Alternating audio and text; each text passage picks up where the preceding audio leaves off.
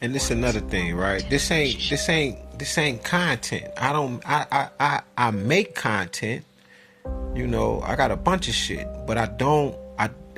When I'm talking about these devils, these demons, and all of this shit, you know, actually ain't none of this shit. It's content in what y'all looking at, but like my ex boyfriend said, or it might be her husband now. Shit, I don't fucking know, but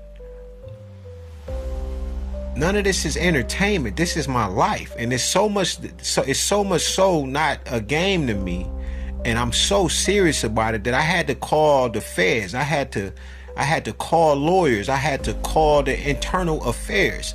I had to fucking fill out forms and shit and put motherfuckers' names on it and shit so they can look into them. And you know, I had to plaster people names all over the internet and shit. For my next trick, I'm about to start plastering faces like I did my ex's husband or her new dude. You know what I'm saying? I plastered her husband and her new dude. I plastered both of them motherfuckers up. You feel me? Because the whole 15 years, 14 years that we was together, this motherfucker never got a divorce. And when I start to ask certain questions and I'm like, yo, it's time to do this. We can't even move on if we can't do like this and shit. She started love bombing me and shit like that. And start talking about, well, if you want to have a baby, we need to do this and I gotta get surgery. I'm talking about making it sound so beautiful, but in reality, she was love bombing me, and then was gonna try to have me goddamn unalived and killed with the help of her new boyfriend. So I had to call his PO.